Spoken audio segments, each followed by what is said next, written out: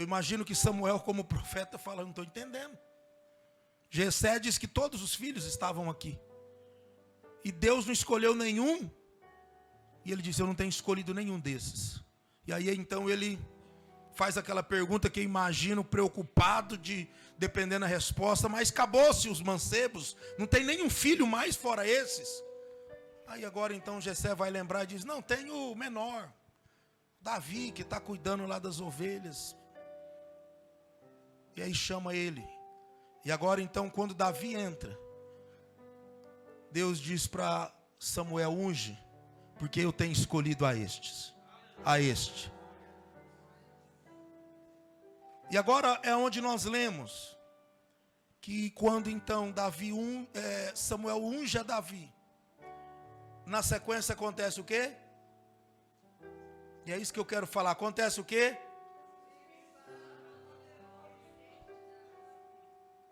O Espírito do Senhor se apoderou da vida de Davi.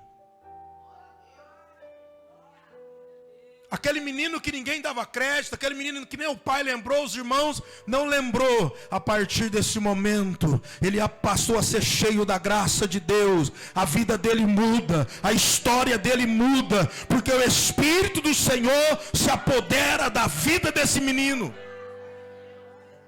E a partir de agora, muda mesmo a vida dele, irmãos. Porque a Bíblia vai falar lá na frente, no verso 23... que o Espírito do Senhor já tinha saído de Saul. E agora o espírito mau começou a atormentar Saul. E quando o espírito atormentava ele chamava aquele menino que ninguém acreditava, que ninguém lembrava que era Davi. E Davi chegava lá. E quando ele começava a tocar a arca, a unção, o Espírito de Deus que estava na vida dele repreendia aqueles espíritos malignos. E Saul tinha paz.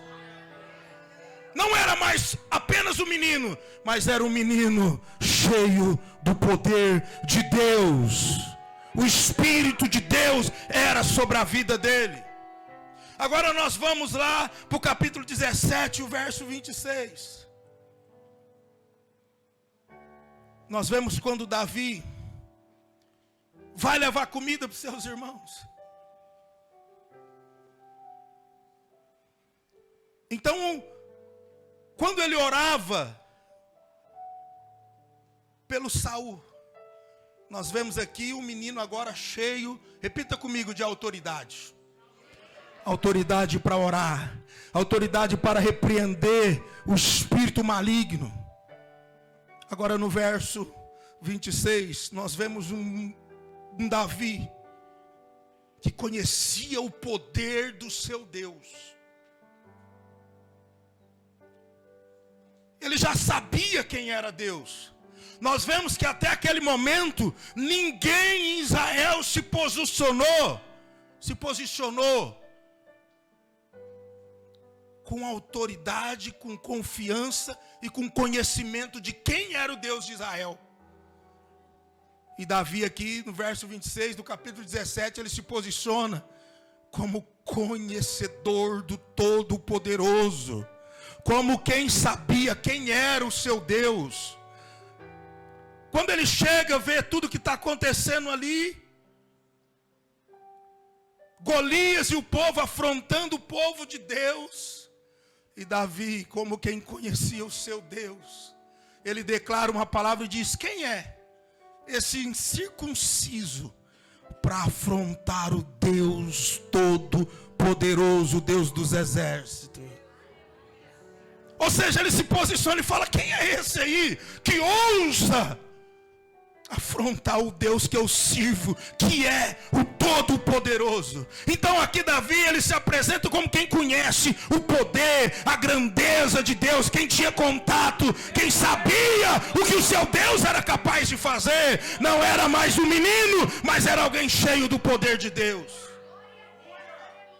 Agora, lá no capítulo do verso 32, nós vemos um menino cheio de ousadia. Ele chega no rei e diz: olha, não se preocupe, não se desespere. Eu vi que ninguém se posicionou, mas eu vou enfrentar este Golias. Aquele se apresenta como um homem cheio de ousadia, ousado para enfrentar o gigante, ousado para enfrentar os problemas, ousado para enfrentar as dificuldades, porque o Espírito do Senhor era sobre a vida dele. Quem está entendendo, dá um glória a Deus. Então, a partir do momento que o Espírito do Senhor foi derramado sobre a vida dele, se apoderou dele, ele se torna um homem com autoridade. Um homem que realmente conhece a capacidade do que seu Deus pode fazer. E um homem ousado para enfrentar todo e qualquer desafio. E para mim encerrar, no verso 45, Davi então se prepara, vai para a guerra. E aí nós vemos aqui agora um homem cheio de confiança. Vem o Golias, e ele cheio de confiança. Irmãos, pela lógica, pela capacidade de Davi, era impossível ele vencer aquela peleja. Impossível. Saul, um homem grande, forte, preparado para a guerra, conhecimento de guerra, não ousou. Pela ótica humana, impossível.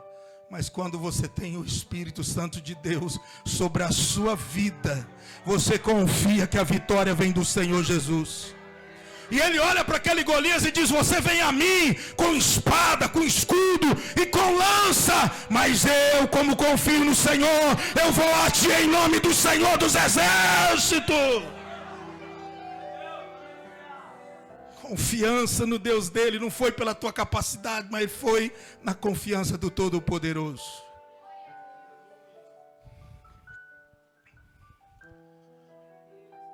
Que o Espírito do Senhor venha se apoderar da nossa vida.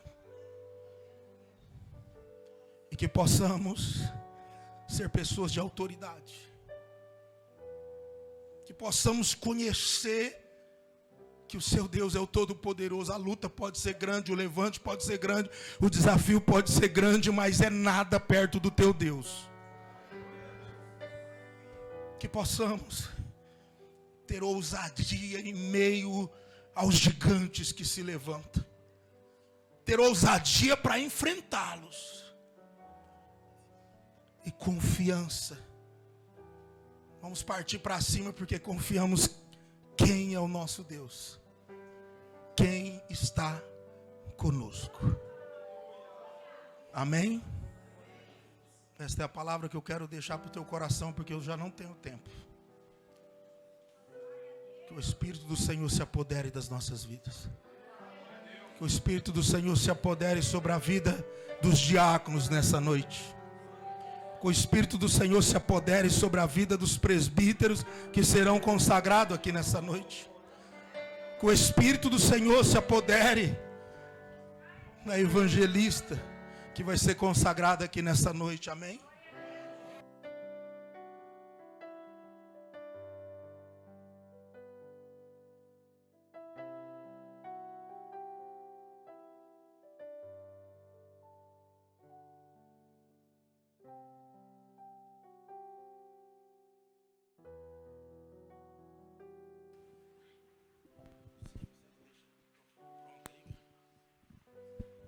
Glória a Deus. Antes de iniciarmos a consagração de diáconos, eu quero orar aqui pelos cooperadores que têm cooperado, os cooperadores mais recentes. Uma coisa importante que eu quero falar, irmãos, que nenhum de nós aqui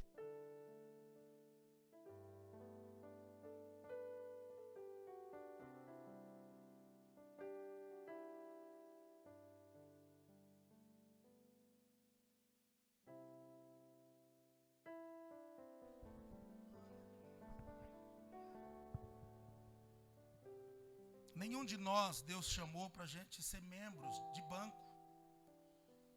Olha aí na cadeira da frente, tem uns 2 parafusos aí segurando a parte de encosto. E mais uns 4 segurando onde você senta. Esses aí são membros de banco. Prego e parafuso. Todos nós, Deus nos chamou para um propósito, para nos usar. E temos uma visão de alcançar uma igreja grande, precisa de trabalhadores, como já foi dito aqui, que a seara é grande e poucos são ceifeiros. Então se preparem, porque Deus tem muitos ceifeiros para levantar aqui. Amém? Então quero convidar